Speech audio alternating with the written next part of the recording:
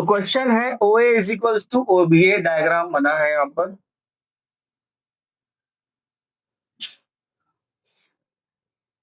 C B O B A. सबसे पहले given लिखना है, लिखने का तरीका देख लो भाई। क्वेश्चन है O A is equals to O B, OD is equals to OC. OA is equals to OB, OD is equals to OC. Show that AOB is congruent to BOC and AD is parallel to BC.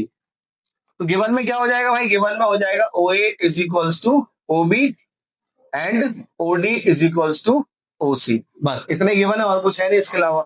Show that. सबसे पहले हमने क्या करा? दो triangle ले लिया, AOD और BOC। AOD और BOC में AOD में AO साइड और दूसरे ट्राइंगल बीओसी में कौन सी? ओबी। आपस में कैसे हैं? इक्वल। इसका रीजन लिखना पड़ता है। क्या है इसका रीजन? गिवन में दिया है आपको। और angle A O D is equals to angle B O C. Reason? Vertical opposite angle. और OD is equals to OC. OD is equals to OC. Reason given.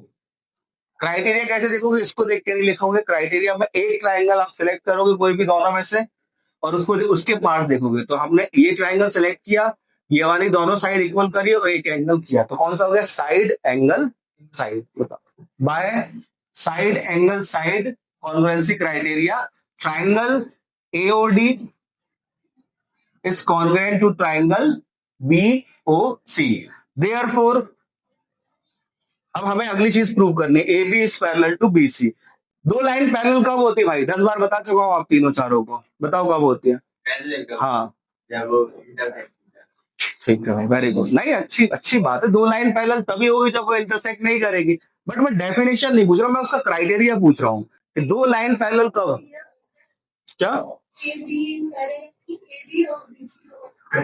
अच्छा, ए डी। ठीक है, A D और BC को parallel prove करना है। बस नाम चेंज हो गया लेकिन काम तो वही है। कब होगी पैरेलल? जब अल्टरनेट इंटीरियर एंगल्स कैसे हो जाएंगे? इक्वल। और करस्पॉन्डिंग एंगल्स कैसे हो जाएंगे? इक्वल। और को इंटीरियर एंगल का सम कैसा हो जाएगा? ये तीन कंडीशन अगर लग जाएगी और भी जो भी रहेगी, तो क्या हो जाएगी? दोनों लाइंस पैरेलल हो जाएगी। अब इन दोनों ट्राइंगल्स को हमने कॉन्ग्रुएंट प्रूव कर दिया। वहां से हमने क्या किया? करस्पॉन्डिंग पार्ट, ये एंगल ओ ए डी, ये वाला एंगल किसके इक्वल हो जाएगा? इस ट्राइंगल के, ओ बी सी के इक्वल हो जाएगा। ओ बी सी क्यों हो जाएगा? By C P C T.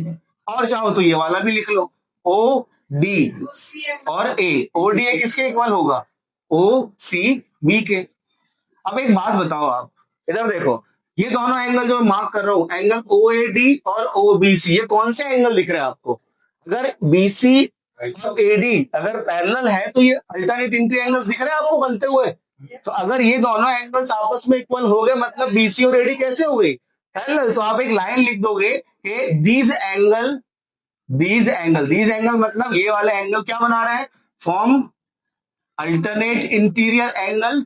And सिर्फ बनाने से कुछ नहीं होता, और साथ में कैसे होने चाहिए? इक्वल भी होने चाहिए। And are equal. देयरफॉर क्या हो गया? AD is parallel to BC. ये तो पढ़ाया है ना मैंने आपको। अगर ये एग्जांपल्स आप लोगों को आखिर तक करते करते समझ में आ गया, इसका मतलब आरडी में दिक्कत नहीं होगी, ठीक है।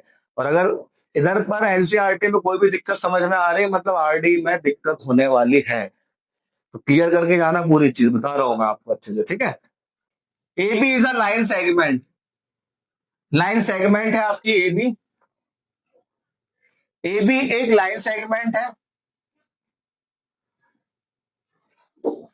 And line L is perpendicular bisector of it. L जो है इसको क्या कर रहा है? परपेंडिकुलर बाइसेक्ट कर रहा है। परपेंडिकुलर बाइसेक्ट मतलब एक तो इसको दो, इस लाइन को दो इक्वल पार्ट में डिवाइड कर रहा है। ये है एक लाइन क्या? एल।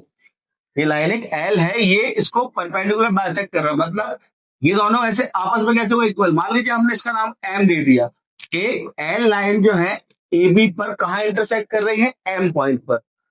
एम पॉइंट पर वो परपेंडिकुलर बाइसेक्टर करेगा, तो इसका मतलब A M is equal to क्या हो गया? बी एम, पहली चीज। और एंगल ए एम ये वाला एल, और बी एम एल, ये भी कितने डिग्री हो जाएगा? 90 डिग्री हो जाएगा। समझ में आया? Perpendicular bisector. अब आपसे ये बोला कि इस लाइन में एक पॉइंट है क्या, पी। ठीक है, इस पॉइंट की डिस्टेंस आपको ए और बी से कैसी बतानी है, सेम, मतलब इक्वल बतानी, इक्वी डिस्टेंस। मतलब पीए और पीबी को जब ज्वाइन करोगे तो आपको बताना है AP is equal to PB. नहीं समझ में आया? बन गया एक ट्राइंगल। अब ये दोनों एपी और पीबी को इक्वल बताने के लिए इन दोनों ट्राइंगल्स को, मतलब ए एम पी और बी एम पी को क्या कर दोगे आप, कॉन्ग्रुएंट प्रूव कर दोगे। अब जैसे भी करो आप लोग, और कॉन्ग्रुएंट प्रूव करने से उसकी करस्पॉन्डिंग पार्ट्स कैसे हो जाएंगे, इक्वल। मतलब देखो यहां पर सबसे पहले गिवन क्या हो गया, गिवन इसमें गिवन है A B is a line और L is perpendicular to A B, पहली चीज, and L bisect A B. ये जो एक साथ दिया था एल परपेंडिकुलर बाइसेक्टर, हमने उसको अलग अलग कर दिया। एक बार लिख दिया एल परपेंडिकुलर है ए बी पर, और एक बार लिख दिया कि एल जो लाइन है वो ए बी को क्या कर रही है, बाइसेक्ट कर रही है।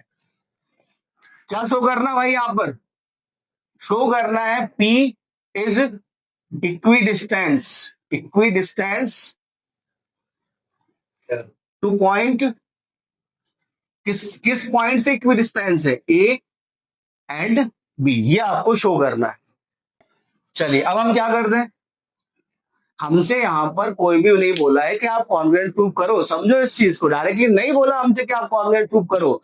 हमें पता होना चाहिए कि ये दोनों कब इक्वल होंगे, जब हम इन दोनों ट्राइंगल्स को क्या प्रूव कर देंगे, कॉन्ग्रुएंट प्रूव कर देंगे। तो वहां से इसकी सीपी सीटी से ये दोनों पार्ट्स कैसे हो जाएंगे, इक्वल। आया समझ में नहीं आया? पिछले क्वेश्चन में अलग से लिखा था कॉन्ग्रुएंट प्रूव करो, यहाँ पर नहीं लिखा ना, यहाँ पर हम अपने मन से कर रहे हैं। तो ठीक है, इन ट्राइंगल कौन सा हो गया, A M P and triangle B M P. अब क्या क्या चीजें इक्वल हो रही, सबसे पहले A M is equals to हो गया आपका B M. Reason, because L bisect A B, L bisect A B. ठीक है, angle A M P is equals to angle B M P, कितने डिग्री का हो गया, बिकॉज परपेंडिकुलर। ठीक है, गिवन हो गया, या 90 लिख दो। A M is equals to क्या लिख दिया मैंने, A M P is equals to B M P, 90 degree हो गया। और P M is equals to क्या हो गया, पी एम, इसका रीजन बताओ क्या है, P M is equals to P M, common, क्या बोलते हैं उसको, कॉमन। अब क्राइटेरिया, आप बोल रहे थे आरएचएस लगेगा, यही बोल रहे थे कि आप आरएचएस का। चलो अब आप लोग क्राइटेरिया बताओ जल्दी, कौन बताया क्राइटेरिया। अब देख लो भाई, यहाँ पर 2 मिनट, यहाँ पर आरएचएस नहीं लगेगा। ओ ब्रदर देखो, यहाँ आरएचएस में डिफरेंस क्या होता है, आरएचएस का मतलब होता है right angle hypotenuse side. RHS का कंडीशन, पहली कंडीशन कि वो 90 डिग्री मतलब राइट एंगल ट्राइंगल में लगेगा, पहली कंडीशन। दूसरी कंडीशन है कि उसमें हाइपोटेनियस का इक्वल होना मस्ट जरूरी है। एपी और पीबी हाइपोटेनियस है, अगर ये इक्वल आप करोगे यहां पर तो क्राइटेरिया में लगेगा आरएचएस, और अगर आपने ये इक्वल नहीं किया तो आरएचएस नहीं लगेगा। मतलब 90 डिग्री के साथ हाइपोटेनियस का इक्वल करना जरूरी होता है आरएचएस में। हमने यहाँ पर एपी और पीबी को इक्वल किया क्या, नहीं। हमने अब क्राइटेरिया, ये इतने पार्ट्स इक्वल कर दिए, इसके और इसके। क्राइटेरिया में सबसे पहले एक ट्राइंगल सिलेक्ट कर लो, ये 2 ट्राइंगल के नाम दिख रहे हैं तुमको, कौन सा ट्राइंगल सिलेक्ट करना बोलो, ए एम बी, ये मैंने सिलेक्ट कर लिया, मतलब अपने मन में रख लिया। अब इसके मैंने कौन कौन से पार्ट इक्वल करे, ए एम इक्वल किया, ये क्या है, साइड है। एक ये इक्वल किया, ये क्या है, एंगल है। और ये 2 साइड और 1 एंगल से बनता है सिर्फ और सिर्फ साइड एंगल साइड, और कोई क्राइटेरिया है ही नहीं। तो by side angle side triangle A M P is congruent to triangle, ये कॉन्ग्रुएंट का साइन होता है क्या, B M P. B M P क्या हुआ, यहां से क्या मिला, AP is equals to PB. देखो ये कॉन्ग्रुएंट कर दिया हमने। अब तो बचे पार्ट है, कौन कौन से पार्ट बचे, एक साइड बची है एपी, एक एंगल बचा है ये, एक एंगल बचा है ये तीनों आपस में कैसे हो जाएंगे अब, इक्वल, ऑटोमेटिकली इक्वल हो जाएंगे। क्यों, उसका रीजन सीपीसीटी। समझ में आया, सीपीसीटी मतलब एपी इज इक्वल्स टू क्या हो गया, P B, reason by CPCT. इसके बाद क्या लिखोगे, इसके बाद आप लिखोगे line therefore P is equidistance to point A and B। ये लाइन लिखना जरूरी है क्योंकि प्रूव तो यही करना था आपको। P इज इक्विडिस्टेंस, कुछ नहीं होगा, to point, line A B is parallel to another line. यार सुनो एक चीज अच्छे से, गिवन में ये डायरेक्ट पूरा का पूरा कॉपी नहीं करना है आपको, काम की चीजें लिखनी है गिवन में से, है ना, नहीं तो फिर मतलब नहीं रहेगा गिवन का। चलिए क्या हो गया गिवन क्वेश्चन का, क्वेश्चन का गिवन हो गया ओ इज मिड पॉइंट। किसका मिड पॉइंट है? ओ मिड पॉइंट है एडी का।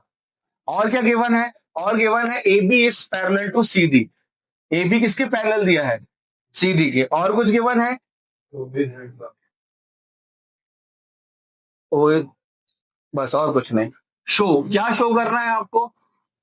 शो करना है ट्राइंगल ए ओ बी, ये वाला ट्राइंगल दिख रहा है, ये कॉन्ग्रेंट प्रूव करना है किसके? Triangle A O B prove करना डी ओ सी के, है ना, डी ओ सी के। और दूसरी चीज क्या प्रूव करनी है? O is mid point of B C. O is mid point of B C. अब देख लो भाई, यहां इधर देख लो, सबसे पहला काम ट्राइंगल लेना, ले लिया हमने। हाँ, ये अगर प्रॉपर नहीं लिखा, ज्योमेट्री में सिर्फ और सिर्फ पूरे स्टेप्स के नंबर मिलते हैं, ध्यान रखना अच्छे से। इन ट्राइंगल ए, सॉल्यूशन तो डिपेंड करेगा ना सर बन रहा है कि नहीं बन रहा। इतना सीख जाएंगे तो आधा एक नंबर तो मिल ही जाएगा। दो चार क्वेश्चन में आधे आधे नंबर मिल गए तो कुछ तो मिलेगा, कुछ नहीं से। In triangle A O B and triangle D O C. अब यहाँ पर आपको बस बताना है कौन कौन से पार्ट किसके इक्वल है, ठीक है। चलो बताओ कौन बता रहा पहले? चलो आपने हाथ उठाया, आप बताओ। ओ ए इज इक्वल टू क्या है? ओडी। ओ ए और ओडी तब इक्वल होगा जब ओ एडी का क्या हो जाएगा? Mid point. मिड पॉइंट क्या करता है? इक्वल पार्ट में डिवाइड करता है वो भी। मतलब ये लिखा है O is mid point of AD, तो लिख दो O is mid point of AD, या चाहो तो गिवन भी लिख लोगी तब भी कोई दिक्कत नहीं। नेक्स्ट चीज एंगल ए ओ बी, ये दिख रहा है angle A O B,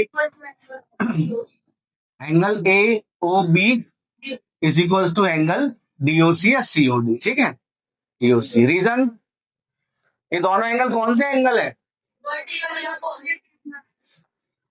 vertical opposite angle. अब जो और दूसरा पार्ट लिख रहा हूं उसका बताना भाई, ठीक है। एंगल ओ डी सी, इधर देखो, hello, angle O D C, ये वाला O D C is equal to angle O A B. शांत, कौन से एंगल है? Alternate interior angle, very good. अब लगाना है क्राइटेरिया। चलो दोस्तों, पिछले बार आप सीखे हो क्राइटेरिया, आपकी तरफ देखा भी नहीं है मैंने, पूछने की दूर की बात है। बाय, चलो बताओ बेटा, तुक्के में भी ऐसे ऐसे लग सकता है। दो जब एंगल हमने इक्वल करे हैं, मतलब कुछ नहीं। अरे सर जो मैंने, अरे यार क्या होता है एंगल साइड एंगल? क्यों ए ऐसे क्यों लगेगा? दो होते हैं, दो एंगल इक्वल करने से दो क्राइटेरिया होते हैं। एक होता है क्या? एंगल एंगल साइड, और एक होगा एंगल साइड एंगल। जो मैंने पार्ट्स इक्वल करे हैं, जो मैंने पार्ट्स इक्वल करे उस हिसाब से इन दोनों में से कौन सा लगेगा आपको बताना पहले, फिर आप बताओगे। ये आप लोग यार, पहले तो मुझे ऐसा आपके ना चेहरे के एक्सप्रेशन से लग रहा तुक्केबाजी कर रहे हो आप लोग। आपसे तो पूछा ही नहीं मैंने। चलो बताओ, आप बताओ। ए ऐसे एंगल साइड एंगल, रीजन है आपके पास इसका? नहीं। अच्छा, आपने तुक्केबाजी थोड़े से कॉन्फिडेंटली कर दिया। ए एस, ठीक है भाई, very good. Angle angle side, है ना, जिसने लगाया सब गलत है। ठीक, क्यों गलत है? मैंने आपसे बोला ट्राइंगल पकड़ो, उसको देखो, ट्राइंगल ना कोई देख रहा है।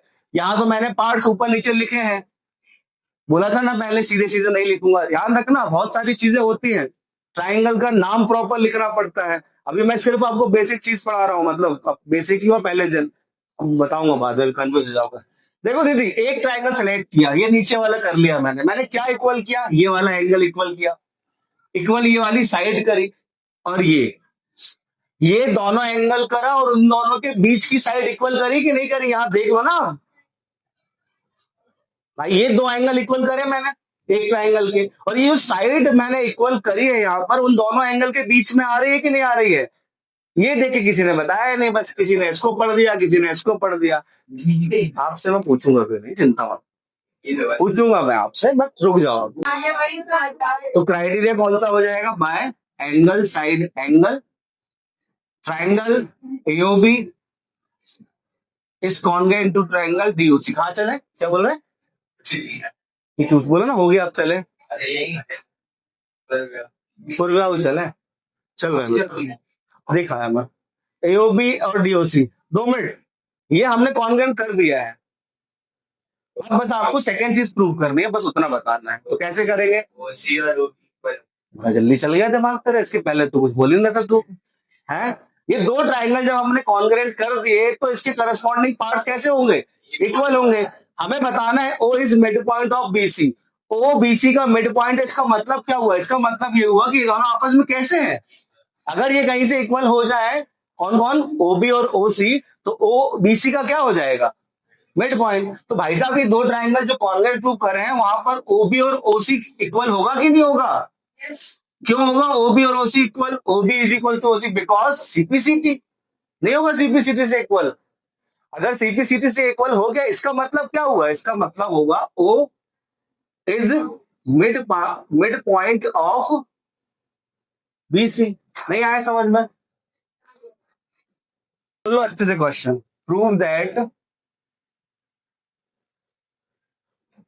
Angle, prove that the angle opposite to equal side of isosceles triangle are equal, ये isosceles triangle are equal, ठीक है, ये मैंने अभी आपको बताया था, ये थ्योरम है, ठीक है। अब मेन चीज मेरा बस ध्यान से सुनना आप, ये ट्राइंगल में बना रहा हूं यहाँ पर डायग्राम, एबीसी, एक क्या बोल रहा है, एक ट्राइंगल एबीसी है, इसमें कंस्ट्रक्शन करना वो मैं बताऊंगा, आपको बस दो चीज बतानी है, पहली चीज क्या बतानी है, गिवन क्या है, दूसरी चीज बतानी है प्रूव क्या करना है, समझ में आई चीज आपको अच्छे से। और कंस्ट्रक्शन अब मैं बाद में लिख दूंगा, पहले गिवन फिर कंस्ट्रक्शन फिर प्रूव लिखते हैं, कंस्ट्रक्शन में बाद में लिख दूंगा। अच्छा सॉरी, गिवन क्या है और प्रूव क्या है, हाँ बता देना बस अपने आप, ए बी और ए बोलो, इक्वल, हाँ मतलब ठीक है, सॉरी, ए बी और ए सी इक्वल, हाँ और ए बी सी और A C B equal, angle A B, हाँ ये गिवन हो गया राइट। इन्होंने कहा कि ए बी और ए सी इक्वल है और ए बी सी और ए सी भी इक्वल है, अब प्रूफ में बताओ बेटा। अरे भाई जो पूछ रहा हूँ वो बताओ ना यार, सॉल्यूशन मैंने चालू किया नहीं, तुमने क्राइटेरिया पहले बता दिया। अरे भाई ये बताना है, इस क्वेश्चन को, स्टेटमेंट को पढ़ के इसमें गिवन, बोलो जी, ये गिवन है, नहीं गिवन है ए बी सी, नहीं